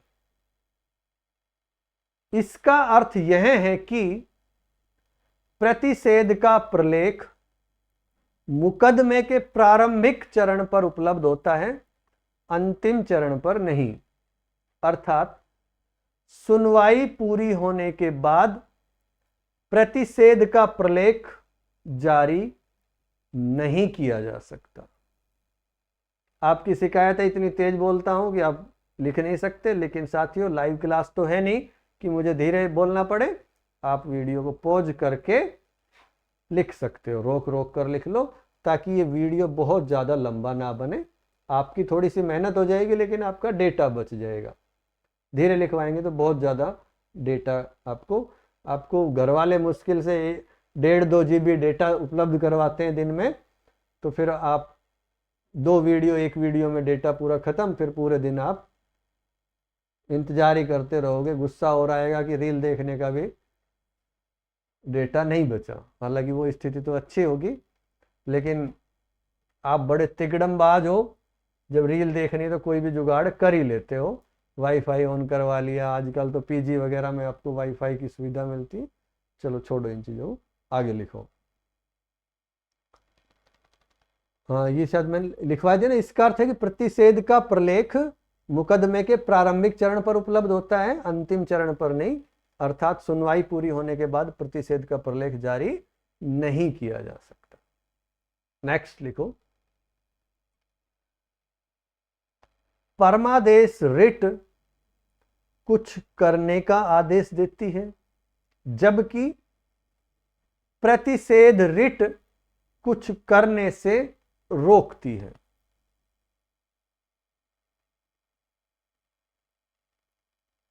नेक्स्ट लिखो। परमादेश रिट न्यायिक, अर्धन्यायिक और प्रशासनिक तरह के अधिकारियों के विरुद्ध जारी की जा सकती है, जबकि प्रतिषेध रिट केवल न्यायिक और अर्धन्यायिक अधिकारियों के विरुद्ध जारी की जा सकती है। तो ये हो गई प्रतिषेध रिट। अब अपना चौथा टॉपिक पढ़ते हैं, उत्प्रेषण, सर्टियोररी। इसका सामान्यतः अर्थ ये होता है कि एक प्रमाण पत्र। देखो, वैसे तो इसका 5वां नंबर है उस क्रम में, इस रिट का, जो 32 के दूसरे खंड में हमने देखा था, तो लास्ट वाली रिट है। लेकिन ये उत्प्रेषण और प्रतिषेध मिलती जुलती है, इसलिए इसको हम चौथे नंबर पर करा रहे हैं। वैसे नंबर का कोई मायने रखता नहीं है। अभी तक ऐसा कोई सवाल मेरे सामने आया नहीं है कि इसका कोई क्रम पूछा गया हो। पूछा भी गया हो तो मेरे सामने अभी तक नहीं आया। फिर भी अपन सावधानी से हर बात को याद रखेंगे, क्योंकि एक असावधानी सीधी सीधे हमारे एक प्रश्न को गलत करती है, और एक प्रश्न गलत होने से नेगेटिव मार्किंग का भी हमारा नुकसान होता है। तो चलिए, हमारा टॉपिक है उत्प्रेषण, सर्टियोररी। प्रतिषेध की तरह ये भी एक न्यायिक रिट है। जिस तरह से प्रतिषेध को पढ़ा था न्यायिक रिट है, ये भी यानी प्रशासनिक मामलों में नहीं दी जा सकती, व्यक्तिगत मामलों में रिट जारी नहीं की जा सकती, केवल एक न्यायिक रिट है। इसका उद्देश्य भी यह है कि जो अधीनस्थ न्यायालय होते हैं वो अपनी अधिकारिता में रहकर कार्य करें। उनको ये पाठ पढ़ाना है, और उनको ये भी कि बात है इसमें कि अधीनस्थ न्यायालय को जो उनकी गलतियां हैं उनको भी दूर करना है इसका टारगेट। जो त्रुटि करते हैं वो भी इसको सुधारने का भी इसका टारगेट है इस रिट का। यानी ये दोहरा काम करती है ये रिट, ये निवारक भी है और ये सुधारक भी है।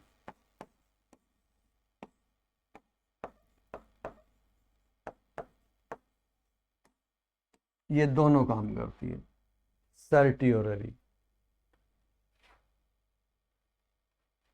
ये जो रिट है ये उत्प्रेषण की रिट है, सर्टियोररी की रिट है, ये किसी भी वरिष्ठ न्यायालय के द्वारा किसी अधीनस्थ न्यायालय को, या कोई न्यायिक बॉडी है जो, उसको तब जारी की जाती है जब ये 3-4 पॉइंट अपन देख लेते हैं, ये स्थिति बनती हो।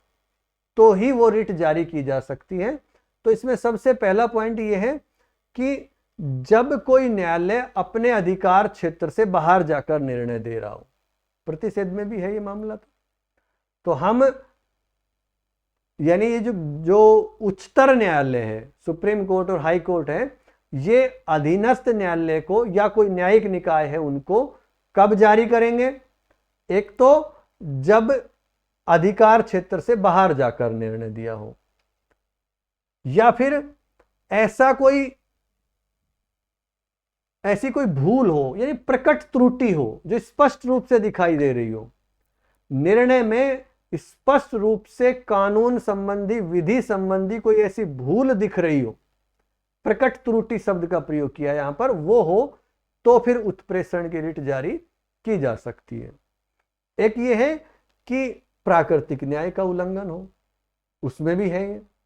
तो अपने निर्णय में अगर अधीनस्थ न्यायालय या कोई न्यायिक निकाय जो है वो प्राकृतिक न्याय के सिद्धांत का उल्लंघन करते हैं तो भी उत्प्रेषण की रिट जारी की जा सकती है। प्राकृतिक न्याय को अभी अभी पढ़ा है हमने, स्पष्ट रूप से उसमें लिखा है कि न्याय निष्पक्ष होना चाहिए, कोई भी व्यक्ति अपने मामले में न्यायाधीश नहीं हो सकता, और न्याय केवल दिया जाना ही पर्याप्त नहीं है, बल्कि ये प्रतीत भी होना चाहिए कि वास्तव में न्याय किया गया है।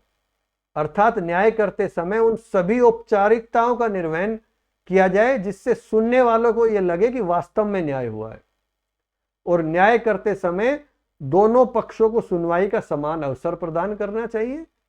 सुनवाई के अवसर में यह बात भी शामिल है कि किसी मामले में जो साक्ष्य लिए जाते हैं वो दोनों पक्षों की उपस्थिति में वो सबूत लिए जाएं, पीठ पीछे न्यायालय सबूत ना ले, ताकि दूसरा पक्ष अगर वो सबूत गलत है तो उनका खंडन वहीं तुरंत कर दे, उस पर बहस करने की जरूरत हो तो उसी समय बहस हो जाए, तो सामने ही हो ये सारी चीजें। ये प्राकृतिक न्याय के सिद्धांत है और वास्तव में इन्हीं के आधार पर न्यायपालिका काम करती है। तो साथियों, उत्प्रेषण रिट जारी करते समय जो न्यायालय है, अपने सुप्रीम कोर्ट, हाई कोर्ट है, वो अधीनस्थ न्यायालयों पर अपनी पर्यवेक्षकीय शक्तियों का प्रयोग करते हैं, अपीलीय अधिकारिता का नहीं। ये हमें ध्यान रखना है। अपीलीय अधिकारिता अलग है, पर्यवेक्षकीय शक्ति का प्रयोग करते हैं, जो उनको निरीक्षण की, उनके अंडर रहने की जो शक्ति है। जैसे कि हम देखते हैं कि अधीनस्थ न्यायालय है वो हाई कोर्ट के सीधे नियंत्रण में होते हैं। प्रशासनिक भी नियंत्रण होता है, न्यायिक नियंत्रण भी होता है, जबकि उच्च न्यायालय के ऊपर सुप्रीम कोर्ट का केवल न्यायिक नियंत्रण होता है, प्रशासनिक नहीं होता है। वो खुद उसका मामला है, प्रशासनिक अपना काम खुद हाई कोर्ट संभालता है, सुप्रीम कोर्ट उसमें दखलंदाजी नहीं दे सकता, न्यायिक मामले में दखलंदाजी दे सकता है। तो ये भी हम आगे पढ़ लेंगे, जब एकीकृत न्यायिक व्यवस्था को पहले भी पढ़ लिया, आगे भी पढ़ेंगे, जब सुप्रीम कोर्ट पढ़ेंगे तो ये वहां क्लियर हो जाएगा। अब बात ये आती है कि इन दोनों में आखिर अंतर क्या है। भाई, प्रतिषेध और उत्प्रेषण में क्या अंतर है?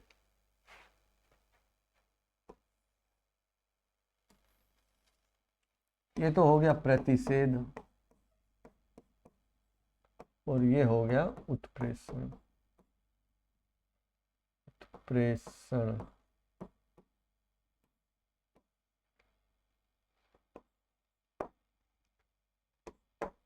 देखो, पहले तो इनमें कुछ समानताएं हैं, स्पष्ट रूप से हमें दिखाई देती है दोनों में। ये दोनों प्रलेख अधीनस्थ न्यायालयों की अधिकारिता संबंधी विषयों पर जारी किए जाते हैं।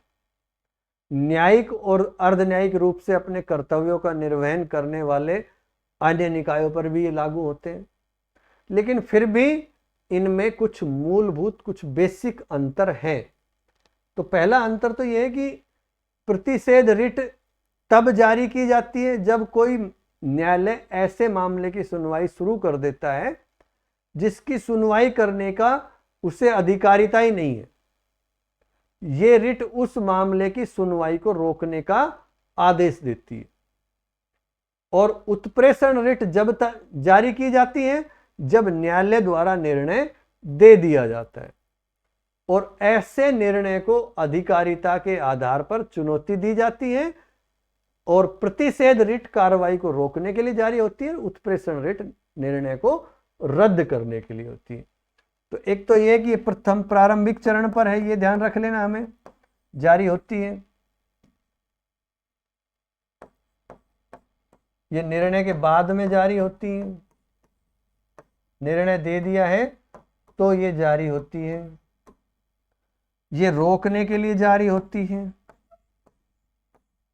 ये निर्णय को रद्द करने के लिए जारी होती है, जो निर्णय दे दिया है उसको रद्द करने के लिए जारी करते हैं। और प्रतिषेध रिट का मुख्य उद्देश्य क्या है भाई? जो गलती है, त्रुटि है, उसको रोकना, और उत्प्रेषण का मतलब है जो न्यायिक त्रुटि है उसमें सुधार करना। जो फैसला सुना दिया है अब उसमें सुधार करना है। और प्रतिषेध में तो मामला अभी फैसला हुआ ही नहीं था, उस गलती को पहले ही रोक देते हैं। एक अंतर यह है कि प्रतिषेध रिट वैकल्पिक उपचार होते हुए भी जारी कर सकते हैं। जैसे हमने पढ़ा था मैंडेमस जारी नहीं हो सकता, लेकिन प्रतिषेध रिट वैकल्पिक उपचार होते हुए भी जारी हो जाती है। लेकिन उत्प्रेषण रिट वैकल्पिक उपचार उपलब्ध होने की दशा में जारी नहीं होती है। तो ये वैकल्पिक उपचार अगर है, उपलब्ध है, तो भी जारी हो जाएगी। और ये वैकल्पिक उपचार है यानी हमें, जो हमने किसी अधिकारी से अपने लिए रिट, उनको रिट जारी करने के लिए आवेदन किया है, उस अधिकारी ने हमारा काम नहीं किया, उससे ऊपर भी कोई अधिकारी बैठा हुआ है, उसके पास तो हम गए नहीं, पहले हम सीधा सुप्रीम कोर्ट आ गए। तो प्रतिषेध के मामले में तो जारी हो जाएगी, लेकिन उत्प्रेषण रिट अगर कोई वैकल्पिक उपचार उपलब्ध है तो ये रिट जारी नहीं हो सकती।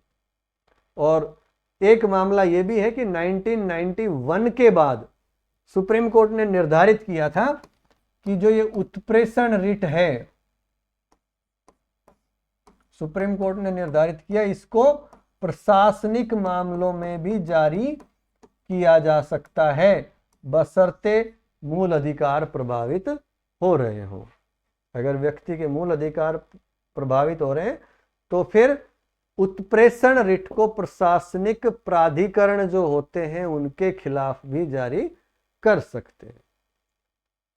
जो ये ट्रिब्यूनल जो बने हुए हैं, कैट सेट जो हम देखते हैं इनको, तो ये जो बने हुए हैं इनके खिलाफ जो प्रशासनिक प्राधिकरण है, ऐसे कोई और भी जो प्राधिकरण है उनके खिलाफ ये जारी किया जा सकता है। तो साथियों, ये थी हमारी ये रिट, उत्प्रेषण रिट। तो उत्प्रेषण रिट की हेडिंग डालो और चौथे नंबर 4 नंबर डाल के लिखो उत्प्रेषण। इंग्लिश में लिख लो सर्टियोररी, CERTIORARI। इसमें लिखो डैश करके, इसका शाब्दिक अर्थ है प्रमाणित होना या सूचना देना। नेक्स्ट, प्रतिषेध की तरह यह भी एक न्यायिक रिट ही है। इसका उद्देश्य भी अधीनस्थ न्यायालय को अपनी अधिकारिता में रहकर कार्य करने का पाठ पढ़ाना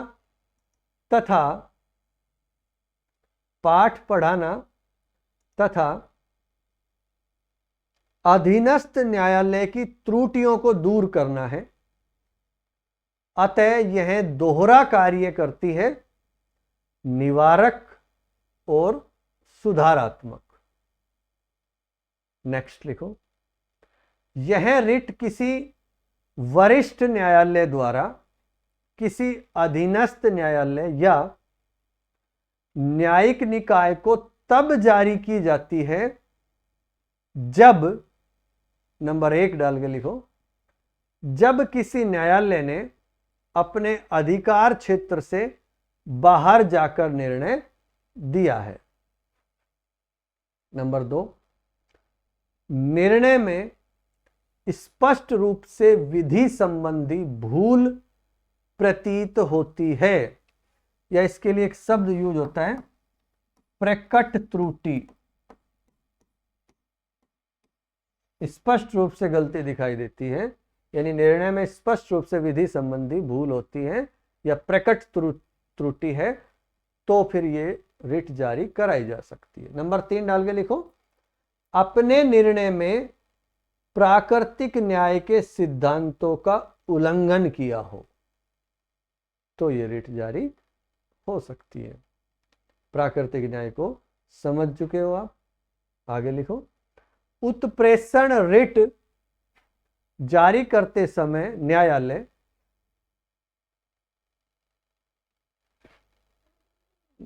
ये पर्यवेक्षी वाली बात इसको रहने दो, ये अपन सुप्रीम हाई कोर्ट में पढ़ लेंगे क्योंकि सुप्रीम कोर्ट में थोड़ा अलग है। सुप्रीम कोर्ट को ये पावर नहीं है, उन पर प्रशासनिक शक्ति नहीं है अधीनस्थ न्यायालयों पर, ये केवल हाई कोर्ट को है। तो इस लाइन को मत लिखो, काट दो इसको।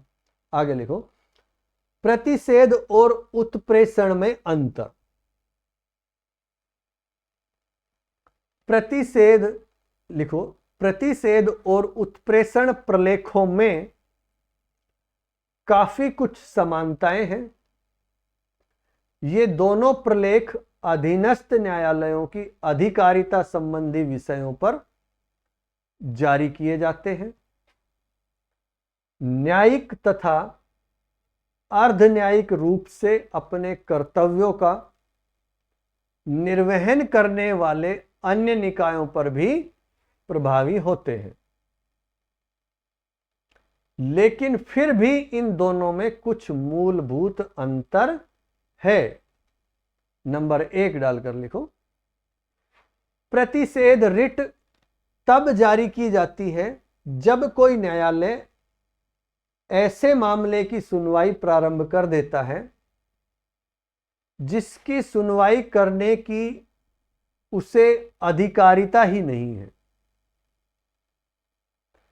यह रिट उस मामले की सुनवाई को रोकने का आदेश देती है, जबकि उत्प्रेषण रिट तब जारी की जाती है जब न्यायालय द्वारा निर्णय दे दिया जाता है और ऐसे निर्णय को अधिकारिता के आधार पर चुनौती दी जाती है।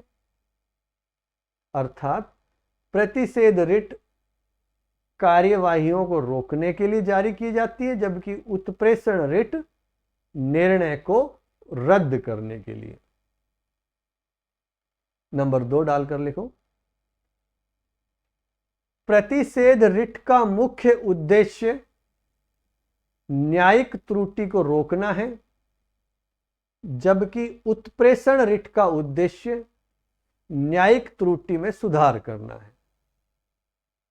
नंबर 3, प्रतिषेध रिट वैकल्पिक उपचार उपलब्ध होते हुए भी जारी की जा सकती है, जबकि सामान्यतया उत्प्रेषण रिट वैकल्पिक उपचार उपलब्ध होने की दशा में जारी नहीं की जा सकती। नेक्स्ट, 1991 में या 1991 से सुप्रीम कोर्ट ने निर्धारित किया, में ही लिख लो, 1991 में सुप्रीम कोर्ट ने निर्धारित किया है कि उत्प्रेषण रिट ऐसे प्रशासनिक प्राधिकरणों के खिलाफ भी जारी की जा सकती है, प्रशासनिक प्राधिकरण के खिलाफ भी जारी की जा सकती है जिनसे व्यक्तियों के अधिकार प्रभावित होते हैं। साथियों, वीडियो तो बहुत लंबा हो गया है, फिर भी चलो लास्ट वाला बच रहा है उसको इसमें ले लेते हैं, फिर अलग से बनाना पड़ेगा। 5वां हेडिंग डालो, थोड़ा समझ लो, बहुत ज्यादा उसमें नहीं है। अधिकार प्रच्छा।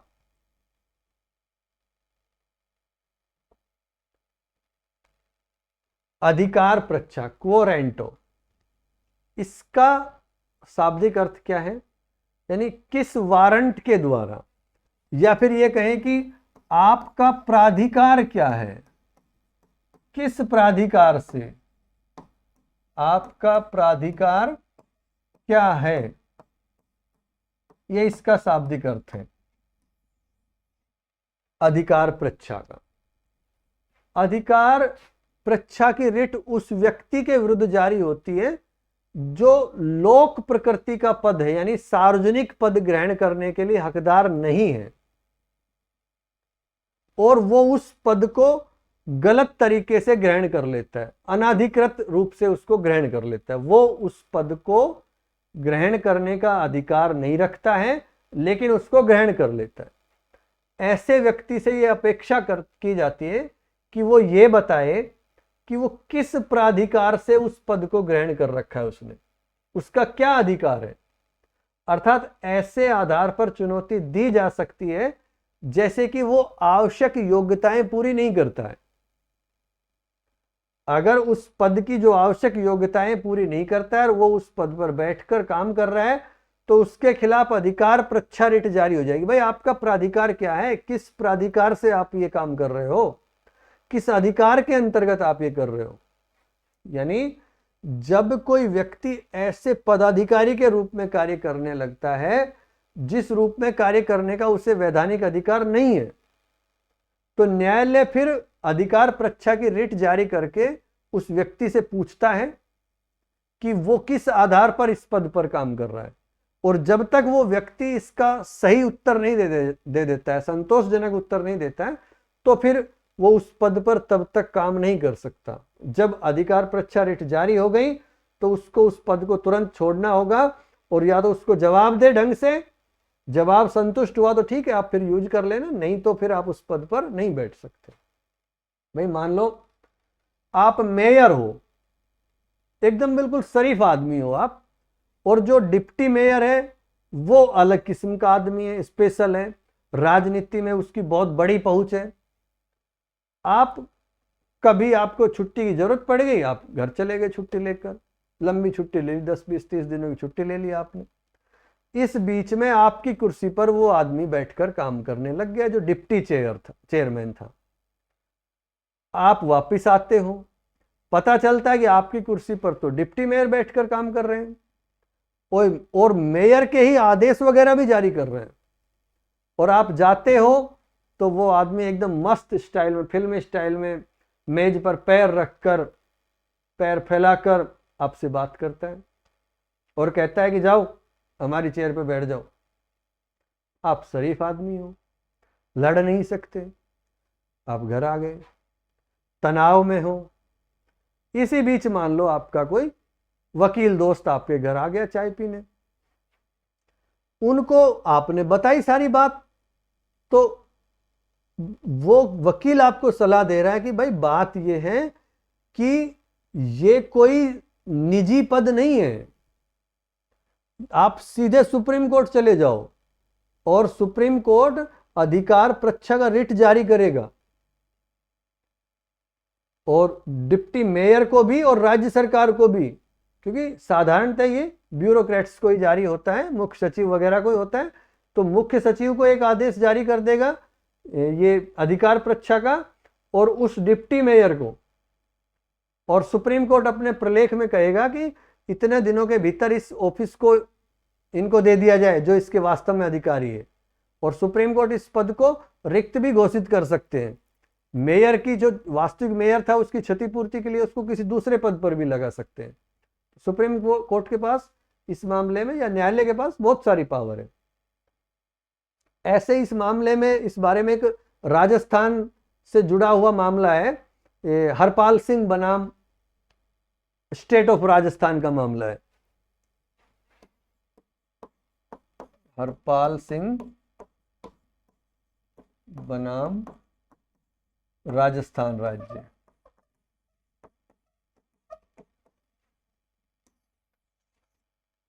क्या है ये मामला, डिटेल में नहीं पढ़ेंगे, लेकिन इस मामले में क्या हुआ था कि पंचायत समिति के प्रधान पद पर एक ऐसे व्यक्ति की नियुक्ति हो गई जो किसी अपराध में लिप्त था, और उसने जब नामांकन पत्र दाखिल किया था उससे पहले ही उसके विरुद्ध अपराध का संज्ञान लिया जा चुका था। प्रधान का चुनाव लड़ लिया और चुनाव लड़ने के लिए अयोग्य था क्योंकि उसके खिलाफ तो पहले ही ये सारी चीजें हो चुकी थी, लेकिन फिर भी वो चुनाव में जीत गया। और ऐसे मामले में उसके विरुद्ध फिर अधिकार पृच्छा की रिट जारी की जा सकती है। प्रधान बन गया पंचायत समिति का, लेकिन उससे पहले ही वो चुनाव लड़ने के लिए अयोग्य था, तो फिर ऐसे मामले, और वो उस पद पर काम कर रहा है, तो फिर न्यायालय सीधा सीधा पूछ लेगा, भाई किस प्राधिकार से कुर्सी पे बैठे हो, प्रधान की कुर्सी पे, क्या अधिकार है आपका, इसको खाली करो। और इस रिट की भी जारी करने की कुछ शर्तें हैं, कुछ शर्तें वगैरह लिख रखी है कि नहीं, अधिकार पक्ष, ये तो वही आ गया, नहीं लिख रखा शायद, चलो कोई बात नहीं, ये तो 33-34 से संबंधित है, कोई बात नहीं, अपन बिना लिखे इनको देख लेते हैं। तो अधिकार परीक्षा रिट तब जारी होगी जब कुछ शर्तें पूरी हो। तो शर्तें कौन कौन सी हैं? जैसे जिस पद को धारण करने के लिए व्यक्ति की शिकायत की गई है, वो पद एक तो सार्वजनिक होना चाहिए, सरकारी होना चाहिए। सार्वजनिक का मतलब ऐसा पद जिसमें जनसाधारण का वो हित निहित हो। जैसे स्पीकर का पद है, महाधिवक्ता है, उच्च न्यायालय का न्यायाधीश है, नगर पालिका के सदस्य हैं, या और जो मैंने प्रधान वगैरह बताया, या इस तरह के कोई और पद है जो जिनमें सार्वजनिक जनता का हित है, साधारण जनता का हित निहित है उस पद में। वो सरकारी कर्मचारी है, कार्मिक है, और कार्मिक का मतलब ये नहीं कि टीचर है, सरपंच है, ये फिर जो आपका प्रधान है, ये भाई सरकार का हिस्सा तो वो भी है, वो भी तो सार्वजनिक पद ही हुआ। तो केवल ये सरकारी नौकरी को आप सार्वजनिक पद मत समझो। अब ये जैसे मैंने उदाहरण ही दे दिया आपको, तो फिर गुंजाइश ही नहीं बचती है। ये पद है, तो ये पद सार्वजनिक होना चाहिए, और उस पद में साधारण जनता का हित भी निहित हो। तो उस स्थिति में अधिकार परीक्षा की रिट जारी हो सकती है। एक तो ये इसकी शर्त है। दूसरी शर्त यह है कि वह पद किसी विधि के अंतर्गत सृजित किया गया हो। जिस पद के लिए हम ये रिट जारी करवाना चाह रहे हैं, वो किसी कानून के तहत वो पद सृजित किया हो, और जनता की दृष्टि में वो महत्वपूर्ण भी होना चाहिए। ऐसा नहीं कि सांकेतिक पद है कोई, सांकेतिक बिल्कुल नहीं चलेगा। जनता के लिए वो इंपॉर्टेंट भी है, सांकेतिक नहीं चलेगा। विधि के द्वारा कोई पद सृजित हुआ है, जनता की दृष्टि से वो पद इंपॉर्टेंट है, तो उसके खिलाफ अधिकार परीक्षा की रिट जारी हो सकती है। ये कुछ शर्तें हैं। एक शर्त ये भी है कि जो ये पद हड़प रहा है, जो ये व्यक्ति जबरदस्ती किसी पद पर बैठा है, या फिर उस पद पर जो नियुक्त करने वाले पदाधिकारी ने स्पष्ट रूप से किसी एक जो निर्धारित संवैधानिक प्रावधान होते हैं या कोई कानून है उसका उल्लंघन कर रखा है। या तो व्यक्ति ने जो पद हड़प रखा है उसने ऐसे किसी कानून का उल्लंघन हुआ है उससे, या फिर जो उसकी नियुक्ति हुई है, जिस पदाधिकारी ने उसकी नियुक्ति की है, उसमें स्पष्ट रूप से किसी संवैधानिक प्रावधान का या कोई कानून का उल्लंघन हुआ है। तो ऐसे मामले में भी रिट जारी हो जाएगी, अधिकार परीक्षा की रिट। मतलब आप तो सीधा सीधा ये मान लो कि ये रिट नियुक्त करने वाले व्यक्ति के विरुद्ध जारी नहीं होगी, जो हमें रोजगार प्रदान कर रहा है, जिसने हमें लगाया, उसके खिलाफ नहीं होगी, बल्कि जो नियुक्त हुआ है उस व्यक्ति के खिलाफ ही जारी होगी। और अधिकार परीक्षा लोक पदों पर एक अवैध नियुक्तियों के विरुद्ध एक प्रकार का अच्छा मजबूत शस्त्र है। ये सीधी सी बात ये समझ लो। जो सार्वजनिक पद है उन पर जो अवैध नियुक्तियां होती है उनके लिए एक ब्रह्मास्त्र है। अधिकार परीक्षा की रिट जारी करके उनको जो गलत तरीकों से किसी पद पर किसी की नियुक्ति हुई है उनको हटाया जा सकता है। और कोई भी व्यक्ति जो सार्वजनिक हित में ये याचिका दायर करता है तो कोई दिक्कत नहीं मानी जाएगी। यानी केवल वही व्यक्ति नहीं करेगा जिसका हित प्रभावित हो रहा है या कोई उससे संबंधित है, वो नहीं, कोई भी व्यक्ति इस मामले में जनहित याचिका या इससे संबंधित याचिका दायर कर सकता है कि भाई किसी ने गलत तरीके से किसी पद को धारण कर रखा है, कोई भी व्यक्ति हो। यानी ऐसे पद को किसी भी व्यक्ति द्वारा, निजी व्यक्ति द्वारा चुनौती दी जा सकती है। ये आवश्यक भी नहीं है कि वो पद के लिए वो व्यक्ति जो चुनौती दे रहा है वो प्रत्याशी है उस पद का या उससे संबंधित उसका कोई रिश्ता। कोई भी व्यक्ति ये याचिका दायर कर सकता है कि किसी फला फला व्यक्ति ने कोई ऐसे ऐसे पद गलत तरीके से हड़प रखा है, अपना रखा है, गलत मिसयूज हो रहा है, उसको यहां हटा सकते हैं अधिकार परीक्षा की रिट जारी करके। तो साथियों, ये तो था अधिकार परीक्षा। अब एक छोटा सा टॉपिक अपन रहेगा, उसको बाद में ही पढ़ेंगे, इसमें देख लेंगे, एक अलग वीडियो बना देंगे। नहीं तो एक अनुच्छेद 32 और 226 का हम थोड़ा सा अंतर कर लेते, लेकिन अभी ये वीडियो बहुत लंबा हो गया, तो इस हेडिंग डाल के जल्दी से ये अधिकार परीक्षा को लिख लो, 5 नंबर डालो। अधिकार परीक्षा इंग्लिश में लिख लो क्वो रेंटो। इसमें लिखो, इसका शाब्दिक अर्थ है आपका प्राधिकार क्या है या किस अधिकार के अंतर्गत, ये इसका शाब्दिक अर्थ बनता है। अब लिखो आगे नेक्स्ट लाइन में, अधिकार परीक्षा की रिट उस व्यक्ति के विरुद्ध जारी की जाती है जो लोक प्रकृति का पद अर्थात सार्वजनिक पद ग्रहण करने के लिए हकदार नहीं होता है और पद अनाधिकृत रूप से ग्रहण कर लेता है। ऐसे व्यक्ति से यह अपेक्षा की जाती है कि वह यह बताए कि वह किस प्राधिकार से वो पद ग्रहण करने का हकदार है। अर्थात ऐसे आधार पर चुनौती दी जा सकती है जैसे कि वह आवश्यक योग्यताएं पूरी नहीं करता है। नेक्स्ट, अर्थात जब कोई व्यक्ति ऐसे पदाधिकारी के रूप में कार्य करने लगता है जिस रूप में कार्य करने का उसे वैधानिक अधिकार नहीं है, तो न्यायालय अधिकार परीक्षा की रिट जारी करके उस व्यक्ति से पूछता है कि वह किस आधार पर इस पद पर कार्य कर रहा है, तथा जब तक वह व्यक्ति इसका संतोषजनक उत्तर नहीं दे देता है तब तक वह उस पद पर कार्य नहीं कर सकता। नेक्स्ट, अधिकार परीक्षा रिट तभी जारी हो सकती है जब कुछ शर्तें पूरी हो, जैसे नंबर 1, जिस पद को धारण करने के लिए व्यक्ति की शिकायत की गई है वह पद सार्वजनिक होना चाहिए। नंबर 2, वह पद किसी विधि के अंतर्गत सृजित किया गया हो और जनता की दृष्टि में महत्वपूर्ण हो, ना कि सांकेतिक। नेक्स्ट, नंबर 3, इस पद को हड़पने वाले व्यक्ति ने या नियुक्त करने वाले पदाधिकारी ने स्पष्ट रूप से किसी निर्धारित संवैधानिक प्रावधान या कानून का उल्लंघन किया हो। नेक्स्ट, यह रिट, नोट डाल के लिख लो, यह रिट नियुक्त करने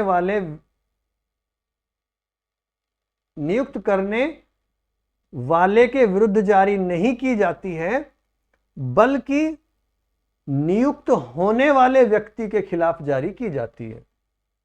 अतः अधिकार परीक्षा लोक पदों पर अवैध नियुक्तियों के विरुद्ध एक शस्त्र है। नेक्स्ट, कोई भी व्यक्ति सार्वजनिक हित में यह याचिका दायर कर सकता है कि किसी ने गलत तरीके से किसी पद को धारण कर रखा है। धन्यवाद।